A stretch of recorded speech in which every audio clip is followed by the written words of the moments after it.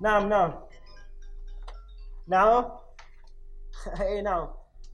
لا. ايه. نعم يا سيدي، نعم اهلا وسهلا. معاملتك خالصة من 3 ايام من عندي. ايه نعم. امتى ما بتريد تاخذها؟ نعم.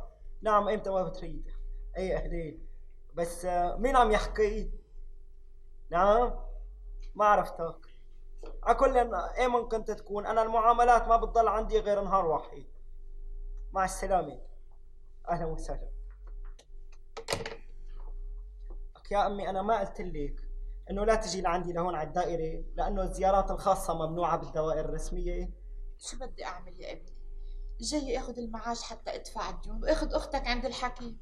بس المحاسب لهلا ما اجا، وما قبضت معاشي لسه لحد هلا. ان شاء الله تكون عملت حسابك كيف بدك توزع المعاش على الديون هالشهر. عملت حساب تقريبا يعني. ندفع من المعاش 100 ليرة اجرة البيت، تعطي البقالية 50، والخباز 20، واللحام 30 ليرة، ولا خضري بياع الخضار بتعطي 50 ليرة، اللي بيزيدوا لهم الشهر الجاي ندفع له. يا امي هول صاروا اكثر من معاشك، بس ان شاء الله زادين لك هالشهر. والله لسه ما زادوا لي شيء، بس بعد خاتمي الذهب اللي كان معي اللي اعطاني اياه بابا ب 100 ليرة، معاشي 200 و100 حق الخاتم 300، هدول 250. بتدفع يوم بزيد معنا 50 ليرة، بتنزلي على السوق بتشتري لأختي أغراض مشان العيد. خطية خليها تشوف حالها قدام رفقاتها. حتى الخاتم وصلت موصلك له يا ابني. بعد عنا شي من بعد المرحوم بيا. فرش البيت بعناه، المكنة بعناها، صيغتي بعناها، صيغة اخواتك كمان. الله يرضى عليك يا ابني ويفتحها بوشك ويفك ضيقتك.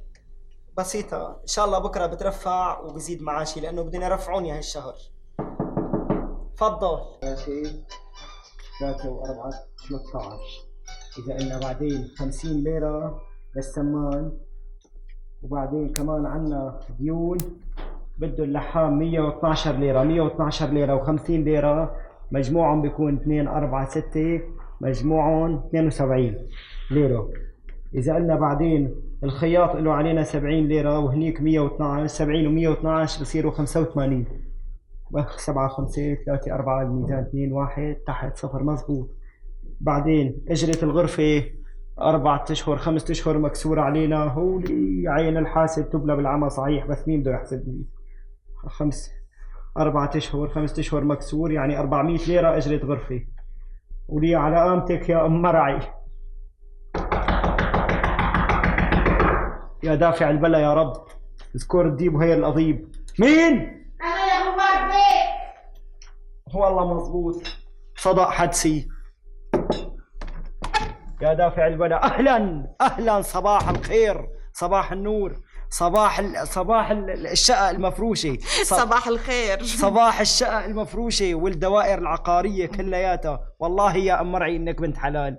صحيح، ليش بقى؟ هلا كنت عم بذكرك، هلا كنت عم اقول سبحان الذي خلقها، شو بنت حلال، شو مهذبة. صار لها اكثر من ساعتين ما طالبتني باجرة الغرفة ولا عملت لي بهدلة جديدة.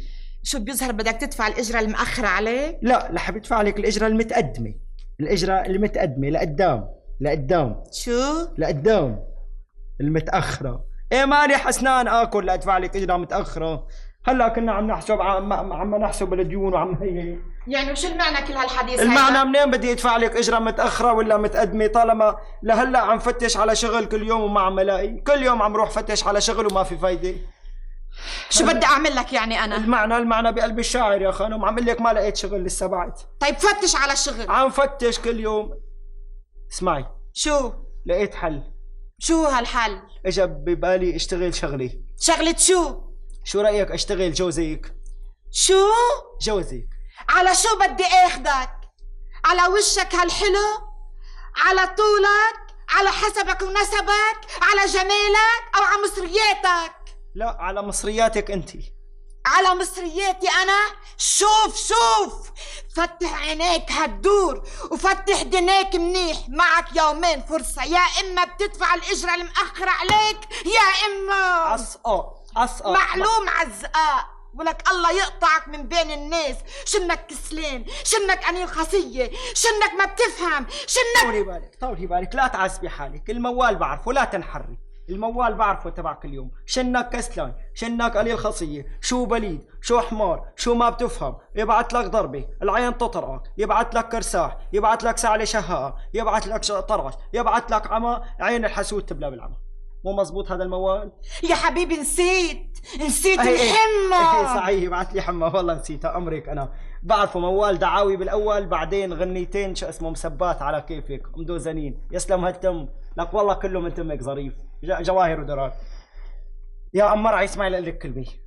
نعم. في واحد صاحب شركه اسمه المهندس عبد الجبار، فاتح شركه هذا انشاءات، وفي لي ابن عم صاحبه رح يحاكي لي اياه باعتبار لازمهم معمرجيه ولازمهم عمال، ورايح اليوم قابله بركي الله بياخذ بيدنا ونشتغل. رايح فتش اليوم رد. بس فت انا فرح قلبي لقيتك جاكي ولابس ومهندس حالك ولابس لي هالعوينات مثل ابن 14، وقلت انك عم تذكرني. انبسطت قلت رح يدفع لي الاجره. لا يغرك اللبس، هي مظاهر يا خانم. باعتبار لما عم روح بالاواعي القديمه ما حدا عم يستقبلني وكلهم عم يقلعوني. بركي بهالاواعي الجديده باعتبار هذا الطقم جديد لسه ما خيطته من 10 سنين، فهمتي شلون؟ ما لبسته لسه كثير. ولك الله يبعث لك شغل ويفتحها بوشك حتى امن على مصرياتي ان شاء الله. يكون لك فكر. شوفي طالما مصرياتك مسجلين براس القائمه لا يكون لك فكر، وحياه الله ما بيروحوا يا ام مرعي، ما بدي حق لو بعد 100 سنه الا ما ادفع لك ياهو. ولك رح تطلع روحي رح تطلع قبل ما تقبضني المصريات يا استاذ. الله يسمع منك، ياخذ بيدك العين تطرقك. نعم اهلين، اهلين وسهلين. صباح الخير. صباح المعاملات الحلوه. تفضلي استريحي. ممنونة غوار ومستعجلة، بس بدي أعذبك. يا ريت تحاسبيني. ممكن؟ اكيد ممكن. بدي تعاوني بهالمعاملات لأنه اليوم عيد ميلاد ابن أختي، بدي أروح عند الكوافير بس بركي تأخرت. طيب هاتيهم من ايدك. بس دخيلك حتى الحاشي بحبر أحمر. بحبر احمر؟ لا ما رح احطها بحبر احمر، رح اغط القلم بقلبي واحط الحاشيه بدم احمر، دم بليكان. شكرا، بس لا تكون تعبان. لا تخافي، باخذهم معي على البيت بسهر لك فيهم مثل العاده. فايزه خانم؟ نعم.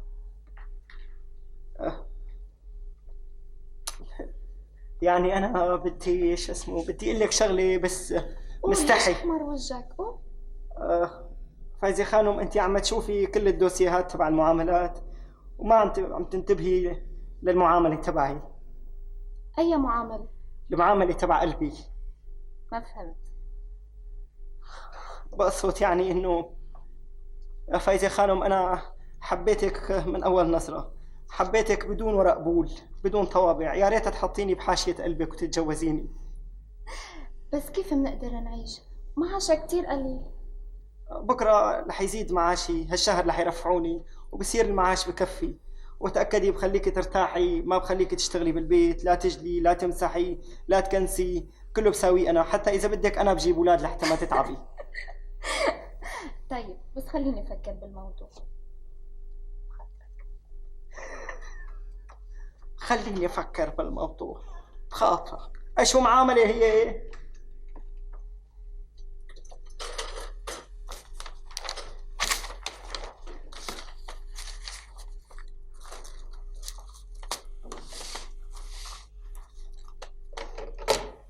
الو اعطيني حسني افندي البرزان.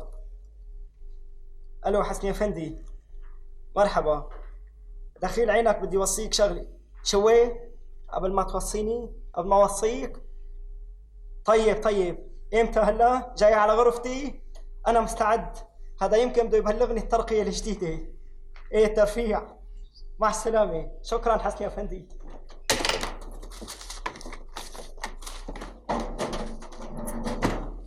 مرحبا يا ابني. احتراماتي سيدي. اهلا وسهلا. تفضلوا سيدي استريحوا. شكرا، ما في وقت، بدي اكمل التفتيش على سائر الموظفين. مثل ما بتأمروا سيدي. يا غوار افندي، لأنه مرتبة سيدي. انا اسف اني بلغك ان اللجنه رفضت ترفيعك، نتيجة عدم نشاطك واهتمامك وتفانيك في الخدمة. سيدي بس يمكن التقارير اللي كاتبينها عني كلياتها غلط، لأنه أنا ما في معاملة بتبات عندي. ما في داعي لللف والدوران وتبرير أشياء خاطئة. وين المعاملات؟ ماني شايف ولا ورقة على طاولتك. سيدي أنا كلهم المعاملات ما بيباتوا عندي بنوب ولا ليلة، كلهم بخلصون. ما صحيح. هيدا يعني إنك ما عم تشتري، يعني إنك منك فاضي غير لشرب القهوة، يعني كمان ما حدا عم يرضى إنه يسلمك معاملته، يعني كسلان. سيدي أنا قلت لك ما في داعي لتبرير كسلك. رفيقاتك كلهم بيتركوا اوضهم وبيدوروا على مراجعات الناس وبايديهم بيكملوها وبينجزوها، وانت ما بشوفك الا قاعد ورا طاولتك ومكمش فيها، ما كانك الا خايف عليها تقوم تهرب من قدامك. لا تنسوا الاشتراك في قناة شوف دراما ليصلكم كل جديدنا.